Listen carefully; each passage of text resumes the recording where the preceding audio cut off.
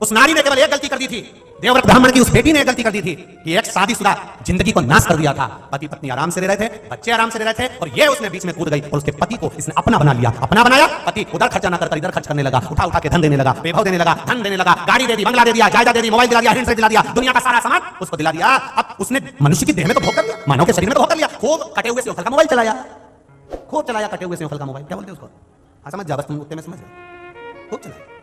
तगड़ी भी पहनी, आधा किलो चांदी की, पाँव में पायल पहनी चांदी की, क्योंकि वो दे रहा था। जिसने अपनी पत्नी को नहीं दिया, तेरे को भर दिया, पूरा उठा उठाकर। बच्चे भूख से बिल बना रहे हैं, बच्चे तड़प रहे हैं, पापा स्कूल में फीस जमा करना है, पापा ट्यूशन की फीस देना है, मेरे पास नहीं है, मम्मी से ले ले, और वो दूसरे के बच्चे के फीस भरने चल रहा। वो कह रही है यहाँ बैठ जा, वहां बैठ गया, वहां बैठ जा, वहां बैठ गया। समझ लेना, जो नारी और जो पुरुष ऐसी स्थिति में रहता है तो उसको समझ लेना चाहिए कि तेरा क्या होगा रे कालिया। समझ बस, ये जो स्नेह शिव पुराण सुनी होगी उसको ये, और मेरा निवेदन आपसे ये, कथा आपको थोड़ा ना थोड़ा इस कथा को थोड़ी सी क्लिप काटकर जनमानस तक पहुंचना चाहिए। कई लोगों के घर बच जाएंगे, कई लोगों के घर सुधर जाएंगे। ये क्लिप जनमानस तक पहुंचना चाहिए। क्या होगा तेरा कि जो अपनी पत्नी को और जो अपने पति को धोखा देता है उसका यही हाल होता है। कोई पूछे ये कथा कहां से आई? स्कंद पुराण में काशी खंड के अंतर्गत जो वर्णन किया गया है, दो कथाएं स्कंद पुराण में बड़ी भारी आई है महाराज, मनुष्य देह को सुधारने की, संवारने की। काशी, इस कश्मीर प्रदेश के अंतर्गत जो देवव्रत नाम का ब्राह्मण है, उसकी जो बेटी है, उसको समझाया बुझाया, बहुत समझाया, पर मार्ग नहीं छोड़ा उसने, मार्ग नहीं छोड़ा, इसलिए वो गलत संगति में पड़ गई। पर पुरुष के ऊपर उसने स्मरण करा, पर पुरुष को अपना बनाना चाहा। उसका सुंदरता इतनी थी कि पुरुष उसके ऊपर लोभित हो जाता था, पुरुष उसकी ओर हो जाता था। ना जाने कितनों के घर का वैभव इसने अकेला रख दिया, अकेला। दिला देगा वो तुमको, तुम्हारी सुंदरता के चक्कर में वो तुम्हें हैंडसेट दिलाएगा, तुम्हारी सुंदरता के चक्कर में पायल दिलाएगा, तुम्हारी सुंदरता के चक्कर में कपड़ा दिलाएगा, तुम्हारी सुंदरता के चक्कर में सब कुछ दिलाएगा। पर तुम इस बात का अंदाजा लगा रखना कि ये सुंदरता केवल मनुष्य के देह तक रहती है। मनुष्य का देह छूटने के बाद जब अगला जन्म होगा, 84 लाख योनियों में 20 लाख योनि तो केवल ये पेड़ पौधे की है, केवल पेड़ पौधे की।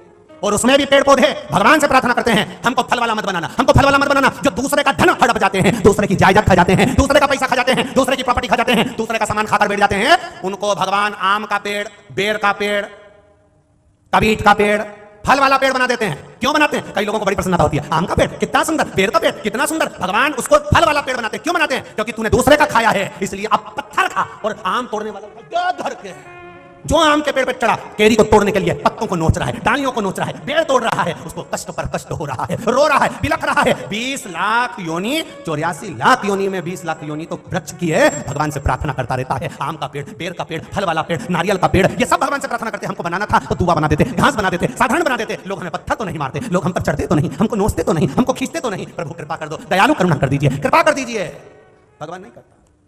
84 लाख योनि में 20 लाख योनि पेड़ पौधे की है, 20 लाख योनि में भी जो आखिरी वृक्ष की योनि है वो बेलपत्री, पीपल, बड़, आंवले की है। ये योनि पाने के लिए भी जीव भगवान से प्रार्थना करता है, हमको बेलपत्री का पौधा बना देना। क्यों?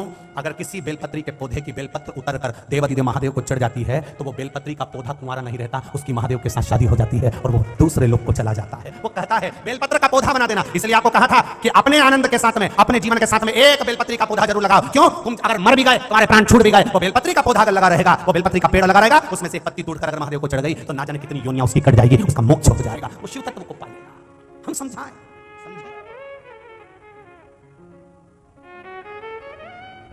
उद्धार केवल एक ही चीज से हो सकता है। उसने पाप बहुत करा, दूसरे के धन को खाया, दूसरे के सुहाग को उसने अपना बनाया, ये उसने दोष करा है। उसका निदान केवल एक है, 12 महीने शिवरात्रि आती है। कितने महीने?